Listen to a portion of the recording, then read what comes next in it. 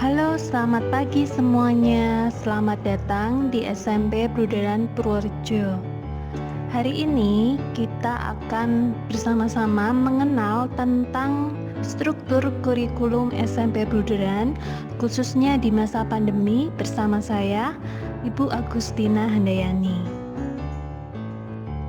Yang pertama yang akan kita kenal itu adalah pengertian dari kurikulum itu sendiri.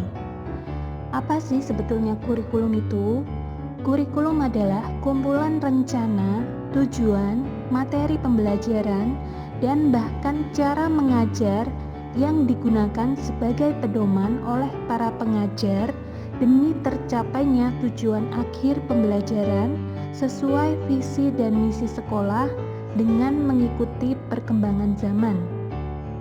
Itu adalah pengertian kurikulum. Jadi kurikulum suatu lembaga sekolah itu biasanya tidak bersifat permanen karena juga disesuaikan dengan perkembangan zaman. Misalnya ada ilmu yang terbaru, maka sekolah juga wajib untuk memperbaharui sistem dan kurikulum yang terbaru itu.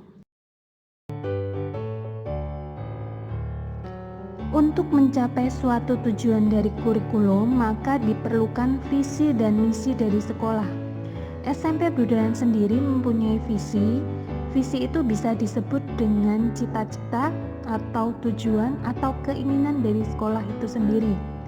Nah, visi SMP Bruderan adalah terwujudnya peserta didik yang unggul di bidang keimanan, cerdas, kompetitif, berbudaya kasih, dan berwawasan lingkungan. Kemudian untuk mencapai cita-cita atau visi tersebut maka dibutuhkan sebuah misi. Misi yang pertama SMP Bruderan itu adalah menumbuh kembangkan budaya kasih di antara guru, karyawan, peserta didik untuk menciptakan persaudaraan sejati. Kemudian yang kedua, meningkatkan penghayatan terhadap ajaran agama yang dianut. Yang ketiga, mewujudkan sistem dan iklim pendidikan yang berorientasi pada kualitas peserta didik dalam segala aspeknya. Yang keempat, menumbuh kembangkan semangat keunggulan serta intensif kepada seluruh warga sekolah. Dan yang terakhir, mewujudkan pengelolaan sekolah yang demokratis, transparan, partisipatif, inovatif, dan komuniter yang bertumpu pada otonomi sekolah. Kalian kalau misalnya besok sudah selesai masa PPKM-nya dan berkesempatan untuk datang di SMP Bruderan, maka visi dan misi ini kalian bisa lihat di aula. Ini terpampang jelas visi dan misi SMP Bruderan ya.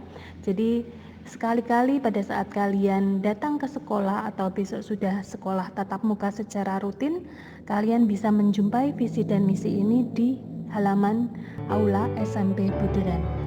Kemudian bagaimana struktur kurikulum di masa pandemi COVID-19 ini? Tentunya ada beberapa hal yang membedakan kurikulum pada saat sebelum pandemi dan sesudah pandemi. Nah, kita akan mengenal perbedaan itu satu persatu. Jadi kalau sebelum pandemi itu sekolah berlangsung secara normal ya, masuk jam 7, kemudian nanti pulangnya pukul 13 dan lain sebagainya. Belum nanti untuk yang kelas 9 juga ada pelajaran tambahan, itu yang pada saat pandemi berlangsung. Nah, pada saat pandemi ini mulai mewabah di dunia, sekolah diperlakukan berbeda. Ya, ini misalnya tentang teknis pembelajarannya. Pembelajaran dilakukan dengan tatap muka atau tatap muka terbatas dan atau pembelajaran jarak jauh baik secara daring, dalam jaringan dan luring, luar jaringan. Kegiatan tersebut dilaksanakan untuk memberikan pengalaman belajar yang bermakna bagi peserta didik tanpa terbebani tuntutan menuntaskan seluruh capaian kurikulum untuk kenaikan kelas maupun kelulusan. Jadi yang sudah berlangsung 1 tahun selama ini di SMP Bruderan, kita pernah 100% siswa belajar di rumah. Seperti yang saat ini terjadi, ini siswa kelas 7, 8, 9 100% mengikuti pembelajaran secara daring atau online. Kemudian pada saat pemerintah Kabupaten Purworejo sedikit melonggarkan, maka sekolah SMP Buderan juga pernah menerapkan sistem tatap muka terbatas yang peserta didik bisa masuk seminggu itu 3 kali secara bergantian. Kemudian jumlah dalam satu kelas itu juga dibatasi. Itu yang pernah diberlakukan di SMP Buderan. Untuk tatap muka secara penuh, ini kami belum pernah menjalani itu, kecuali dalam kelas tersebut masih mencukupi batas maksimal dari pemerintah. Misalnya dalam sekelas hanya ada 15 peserta didik, maka bisa secara 100% kelas itu melakukan pembelajaran secara tatap muka terbatas. Kemudian yang berikutnya yang harus kalian mulai mengenal itu adalah tentang struktur dan muatan kurikulum. Jadi selama kalian nanti belajar di SMP Buderan itu harus sedikit mengetahui tentang struktur dan muatan kurikulum yang dijadikan sebagai penilaian pada saat nanti kalian naik kelas ataupun dinyatakan lulus dari SMP Buderan. Yang pertama, struktur dan muatan kurikulum itu adalah mata pelajaran. Untuk mata pelajaran itu sendiri berbeda dengan waktu kalian ada di SD. Kalau di SD mungkin tidak sebanyak pada saat kalian SMP saat ini jumlah pelajarannya. Dan Bapak Ibu gurunya juga masing-masing mata pelajaran itu mempunyai guru yang berbeda-beda. Ya, kita bisa lihat satu persatu. Mata pelajaran apa saja sih yang terdapat di SMP? Yang pertama itu adalah pelajaran pendidikan agama Katolik. Ini adalah pelajaran wajib ya. Jadi untuk kalian yang beragama di luar agama Katolik, maka ini sekolah membuat kebijakan yang sudah berlangsung selama ini tetap mengikuti pelajaran Katolik secara umum. Kemudian yang kedua itu adalah PPKN, bahasa Indonesia, matematika, ilmu pengetahuan alam atau IPA, ilmu pengetahuan sosial atau IPS, dan bahasa Inggris. Dan ketujuh mata pelajaran ini itu adalah kelompok A, atau bisa dikatakan bahwa 7 mata pelajaran ini dikembangkan oleh pemerintah pembelajarannya. Kemudian lanjut lagi. Ada yang di kelompok B, itu yang pertama adalah seni budaya, penjas orkes, dan prakarya. Itu adalah muatan mata pelajaran yang ada di kelompok B. Nah, ini adalah mata pelajaran yang bisa dikembangkan sendiri oleh satuan pendidikan masing-masing. Kemudian ada satu mapel muatan lokal, yaitu bahasa Jawa. Nah, total itu ada 11 mata pelajaran. Nah, 11 mata pelajaran ini tercover atau secara keseluruhan itu akan dipandu atau istilahnya akan dibantu oleh bimbingan konseling atau BK. Jadi di struktur jadwal nanti kalian juga akan menjumpai pelajaran BK. Nah, ini biasanya akan pelajarannya itu tentang permasalahan siswa ya. Kalian jadi apabila ada permasalahan tentang mata pelajaran atau mungkin kesusahan dalam mengikuti pelajaran, nah kalian bisa menyampaikan besok di pelajaran BK atau bimbingan konseling. Kemudian yang berikutnya. Nah, di sini kalian bisa melihat tentang alokasi waktu per minggu untuk pelajaran 11 pelajaran tadi. Kita bisa bandingkan antara yang biasa dengan yang darurat COVID. Kita bisa lihat contohnya yang kelompok A atau umum yang nomor 1, pendidikan agama dan budi pekerti. Kalian bisa melihat yang alokasi waktu per minggu biasa untuk kelas 7 itu adalah 3 itu maksudnya dalam 1 minggu kalian belajar agama dan budi pekerti itu diberi waktu 3 jam. Karena masa darurat COVID, maka ini dilakukan pemangkasan, tidak lagi 3 jam tapi berubah hanya menjadi 2 jam. Jadi dalam 1 minggu yang harusnya 3, kalian hanya mendapatkan 2 jam pelajaran dari pelajaran pendidikan agama dan budi pekerti. Itu juga berlaku untuk seluruh pelajaran yang ada di bawahnya, misalnya PPKN. Itu juga kalau masa normalnya 3 jam, maka di darurat COVID itu juga cuman 2. Kemudian bahasa Indonesia yang secara normal itu alokasi waktunya 6 jam, ini dipangkas menjadi 5 jam. Matematika dari 5 jam menjadi 4 jam, IPA dari 5 jam menjadi 4 jam, kemudian ilmu pengetahuan sosial dari 4 jam menjadi 3 jam, bahasa Inggris dari 4 jam, ini tetap 4 jam, kemudian seni budaya 3 jam menjadi 2 jam, dan PJOK atau penjas orkes dari 3 jam menjadi 2 jam, prakarya tetap, bahasa tetap. Nah, kalian bisa melihat jumlah jam pelajaran per minggu. Dari masa biasa kalian bisa menghitung 42 jam per minggu. Jadi dalam 1 minggu itu kalian mengikuti pelajaran 11 mata pelajaran itu selama 42 jam. Namun karena adanya darurat COVID, itu dipangkas hanya menjadi 34 jam. Ya. Kemudian untuk perhitungan 1 jamnya tadi saya menyebutkan 2 jam pelajaran, 5 jam pelajaran, 4 jam pelajaran. Nah, itu dihitungnya untuk 1 jam pelajaran itu dihitung selama 35 menit. Jadi kalau misalnya dalam pelajaran pendidikan agama 1 minggu di strukturnya 2 jam pelajaran, maka dalam 1 minggu siswa akan mendapatkan pelajaran pendidikan agama dan budi pekerti 35 dikalikan 2 berarti 70 menit. Kalau misalkan dulu sebelum pandemi 1 jam dihitung 40 menit, maka di masa darurat COVID ini dipangkas bukan lagi 40 menit tapi 35 menit. Itu juga berlaku untuk mata pelajaran lain. Jadi misalkan bahasa Indonesia darurat COVID-nya 5 berarti 5 dikali 35 menit. Nah, kalau untuk mata pelajaran yang lebih dari 2 jam, ini dalam 1 minggu biasanya saya nanti membuat jadwalnya ada di beda hari. Jadi tidak sekaligus. Misalnya di hari Senin 5 jam pelajaran bahasa Indonesia itu tidak, tapi saya pecah menjadi 2 hari.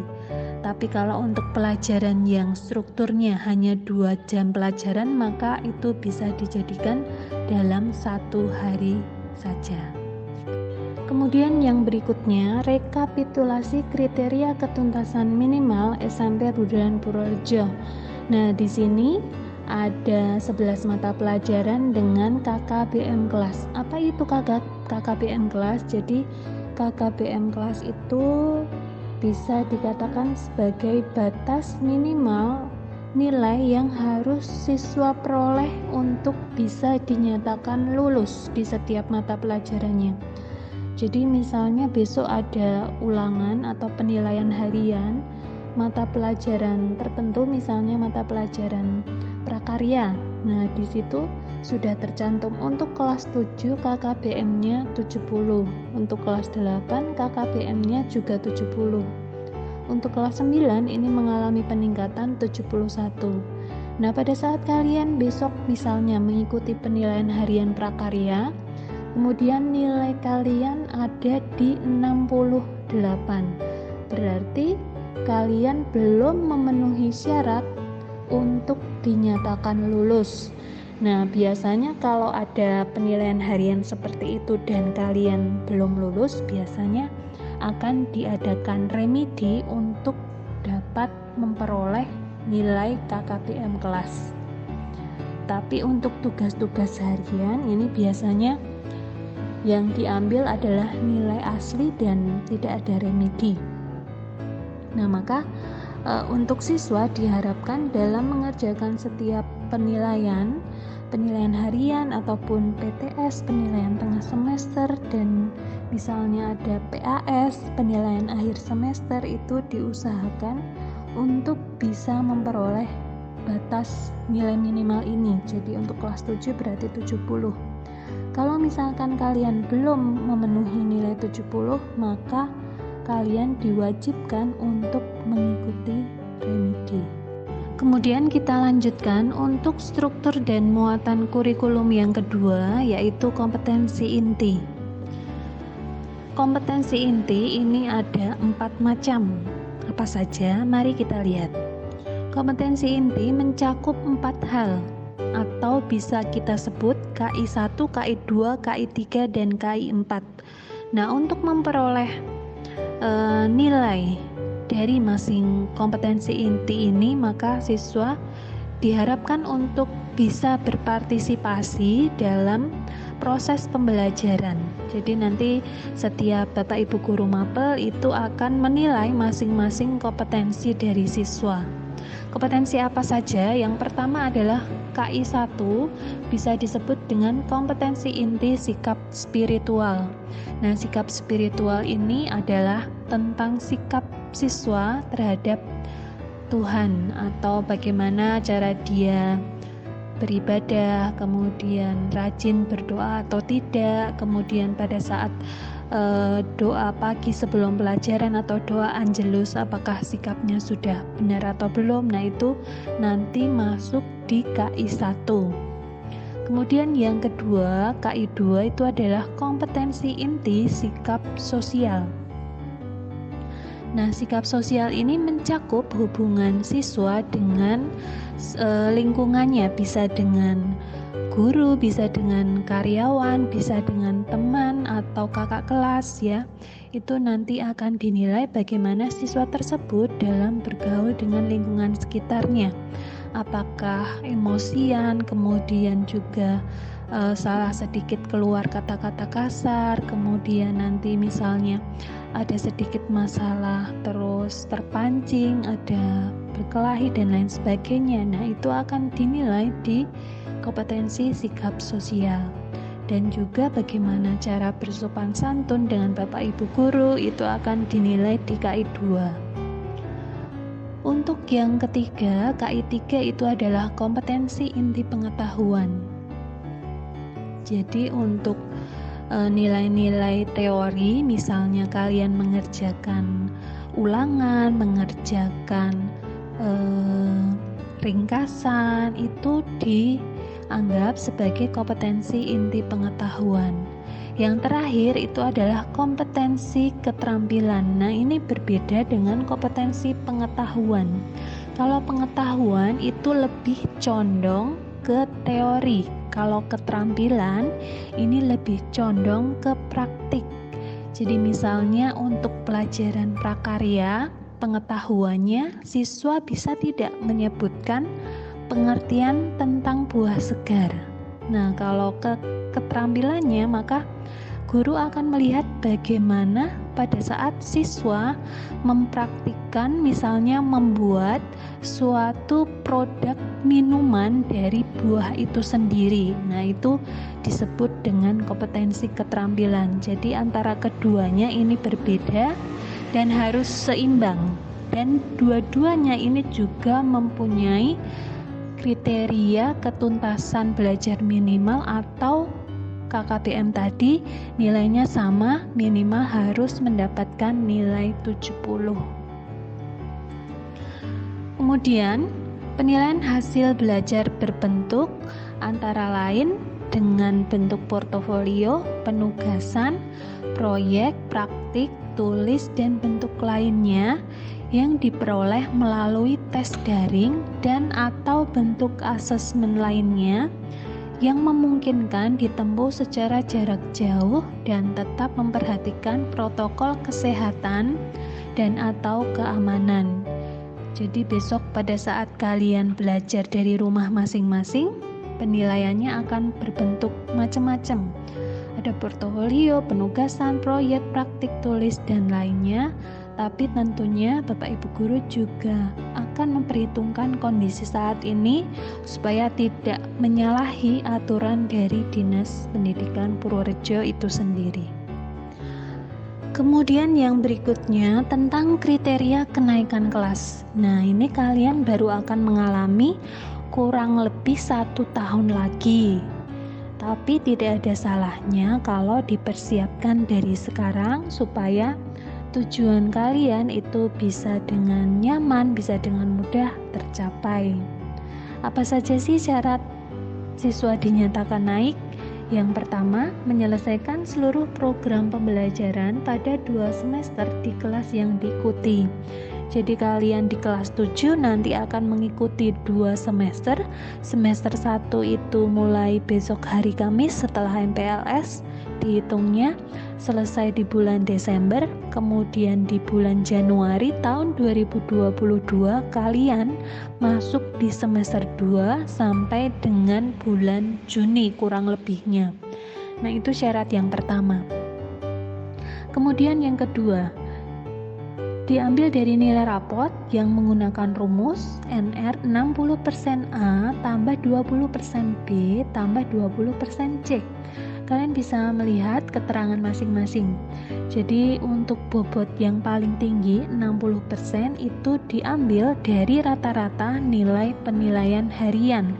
Penilaian harian ini contohnya misalnya pada saat pembelajaran berlangsung kalian aktif menjawab, misalnya juga pada saat pengumpulan tugas kalian disiplin mengumpulkan, kemudian juga misalnya dari nilai-nilai penilaian ulangan atau juga latihan-latihan soal secara harian, itu adalah bobot yang paling besar, menyumbang nilai yang paling besar untuk dinyatakan naik kelas. Sedangkan yang B dan C itu bobotnya hanya 20%, diambil dari nilai tengah semester PAS dan PAT. Jadi misalnya kalian dalam mengikuti PAS, misalnya untuk pelajaran A, kalian mendapat nilai 100. Apakah sudah pasti siswa yang mendapat nilai 100 ini dinyatakan naik? Tidak, karena bobotnya hanya 20%. Bobot 20% itu harus diikuti dengan bagaimana pada saat dia berproses mengikuti pembelajaran secara keseharian. Jadi kalau misalnya nilai hariannya dia jelek, tidak pernah masuk, tidak pernah mengumpulkan tugas, tapi pada saat tes dia nilainya bagus, itu tidak menjamin siswa tersebut naik kelas. Jadi harus berimbang dan harus dilebihkan porsinya untuk pada saat kalian berproses di hariannya. Proses hariannya itu adalah yang paling besar. Kemudian syarat yang ketiga itu adalah kehadiran selama 1 tahun pelajaran atau bisa dikatakan selama 2 semester itu lebih dari 85%. Dihitung dari jumlah hari efektif, kecuali sakit dan izin yang dibuktikan dengan surat keterangan dokter atau surat izin dari orang tua. Jadi besok misalnya kalian pada saat proses pembelajaran sakit atau misalnya izin karena ada keperluan tertentu, maka ini sekolah meminta informasi dari orang tua kalian untuk menghubungi wali kelas, bisa dengan mengirimkan surat ke sekolah atau bisa dengan telepon ke nomor sekolah atau bisa juga dengan cara menghubungi wali kelas, bisa dengan telepon, SMS atau WA untuk memberikan keterangan misalnya siswa ini ada halangan apa supaya mengurangi jumlah absen yang dianggap itu tidak memenuhi syarat sebagai kriteria kenaikan kelas. Tapi misalkan setiap kalian mengalami kita sih nggak minta ya, mintanya sehat terus, tapi kalau misalnya kalian masih dalam kondisi sakit dan sakitnya itu tidak cuma 1-2 hari tapi sampai berminggu-minggu, nah kalau misalkan ada surat dari dokter, surat dari orang tua itu tidak terhitung di sini gitu. Kemudian Ini juga tetap kami toleransi karena dalam kondisi pandemi seperti ini, tentunya kalau pembelajaran masih berlangsung secara daring, maka siswa hanya perlu untuk presensi di grup kelasnya masing-masing, tidak perlu datang ke sekolah. Ini nanti disesuaikan dengan teknis pembelajarannya daring ataukah tatap muka. Kemudian yang berikutnya, yang keempat adalah deskripsi sikap sekurang-kurangnya baik. Nah, nilai sikap ini diambil dari kompetensi inti tadi, kompetensi inti spiritual dan kompetensi inti sikap sosial. Itu siswa harus mendapatkan minimal kriterianya itu baik. Jadi selama kalian berproses baik secara daring ataupun besok tatap muka, itu akan dinilai sikapnya oleh Bapak Ibu guru mapel. Itu. Kemudian nilai ekstrakurikuler pendidikan kepramukaan minimal baik. Nah, ini juga masih dalam catatan karena selama 1 tahun ini untuk ekskul di SMP Buduran juga kami belum berani mengadakan karena masih juga mengikuti anjuran pemerintah. Jadi ekstrakurikulernya sementara ini belum bisa dilaksanakan.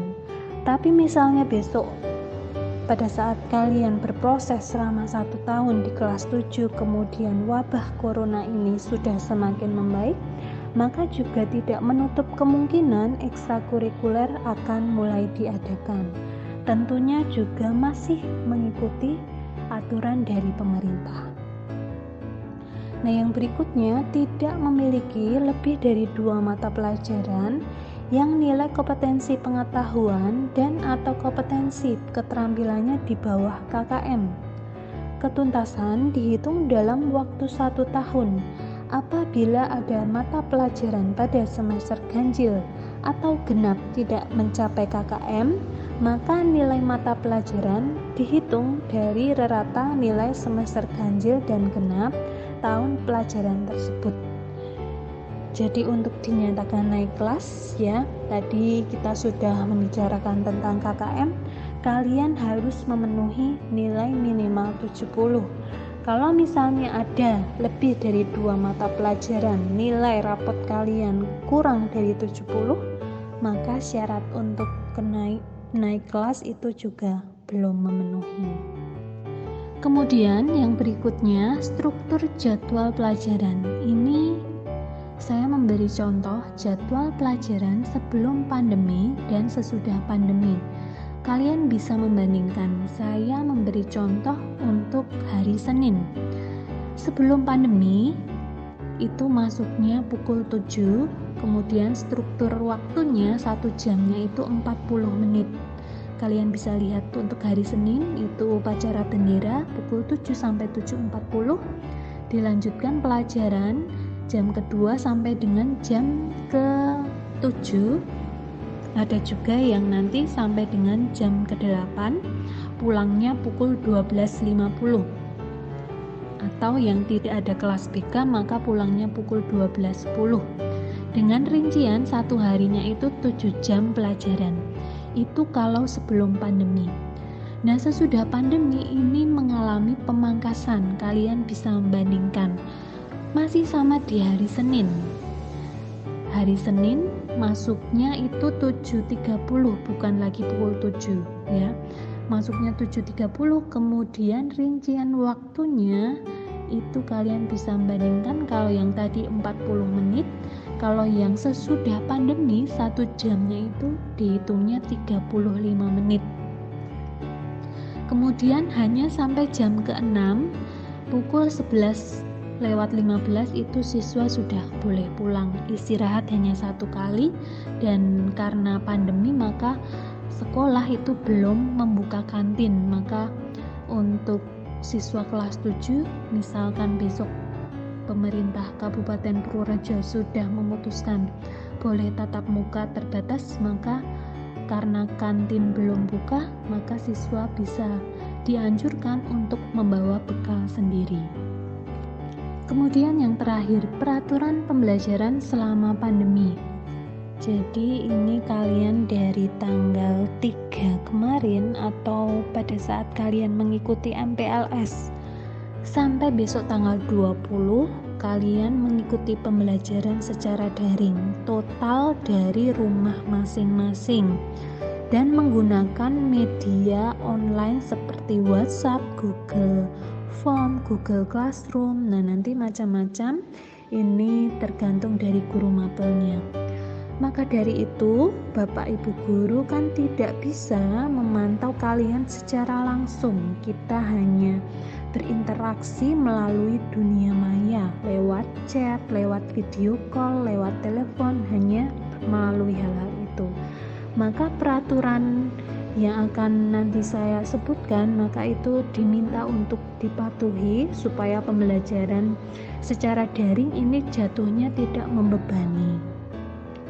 Ya, apa saja aturan itu? Yang pertama, siswa mengikuti pembelajaran secara daring dari rumah masing-masing. Jadi tidak boleh ke sekolah, tidak boleh juga pelajaran di warung, di mall, di supermarket.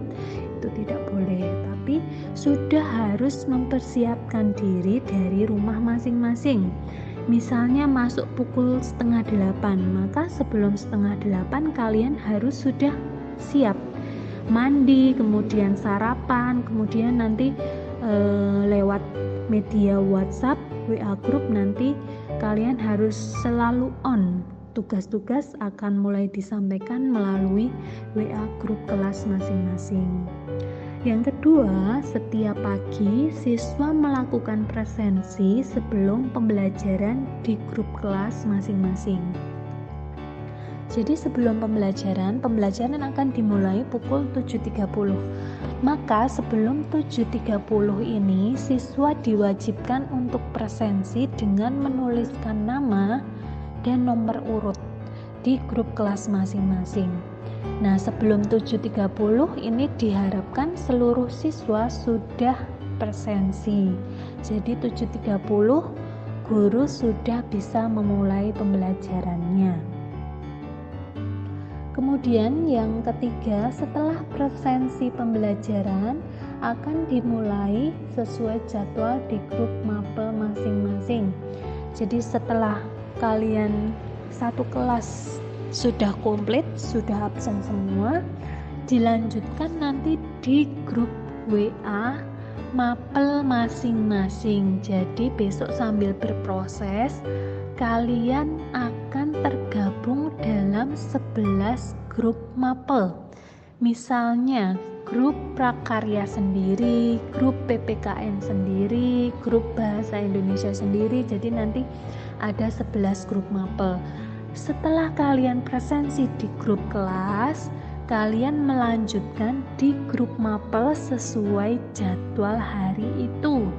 Misalnya hari Kamis jam pertama pelajaran prakarya. Berarti setelah seluruh siswa presensi di grup kelas, kalian nanti langsung mengikuti pembelajaran di grup mapel prakarya. Jangan bingung ya, antara grup kelas dengan grup mapel itu berbeda. Kalau grup kelas itu nanti anggotanya seluruh anggota siswa di kelas tersebut ditambah dengan Bapak Ibu guru, semua mapel akan tergabung dalam grup kelas. Tapi kalau grup mapel itu yang tergabung seluruh siswa dalam kelas tersebut ditambah hanya satu guru mapel yang mengampu. Jadi misalnya kelas 7A, grup kelas 7A itu nanti anggotanya seluruh siswa kelas 7A ditambah dengan seluruh Bapak Ibu guru di SMP Buderan. Itu kalau grup kelas. Kalau grup mapel, seluruh anggota kelasmu hanya ditambahkan satu guru yang mengampu mapel tersebut. Jelas ya? Kemudian yang berikutnya, siswa mengikuti pembelajaran dengan ketentuan-ketentuan yang sudah disepakati. Jadi ada ketentuan-ketentuan nanti yang akan disampaikan oleh kesiswaan misalnya tentang seragam, kemudian tentang etika berkomunikasi dengan Bapak Ibu guru ya. Kemudian nanti bagaimana pengumpulan tugasnya. Itu nanti ada ketentuan-ketentuannya sendiri. Kemudian yang terakhir, siswa melaksanakan presensi kembali setelah pembelajaran selesai di grup. Jadi setelah 1 hari kalian menyelesaikan seluruh pembelajaran, maka di siang harinya kalian diwajibkan untuk kembali presensi di grup kelas seperti yang tadi pagi sudah dilaksanakan. Nah, hal ini untuk mengetahui apakah siswa masih aktif mengikuti pembelajaran atau hanya aktif di awal, tengah-tengahnya sudah kabur. Nah, itu untuk sebagai media Bapak Ibu guru mengetahui bahwa siswa mengikuti pembelajaran secara penuh. Itu. Oke, ini adalah slide terakhir pemaparan dari saya bagian kurikulum. Terima kasih atas perhatiannya. Kemudian untuk tugasnya kalian nanti bisa melihat di grup WA, akan saya share tugasnya dengan ketentuan pengumpulan tugasnya. Terima kasih semuanya.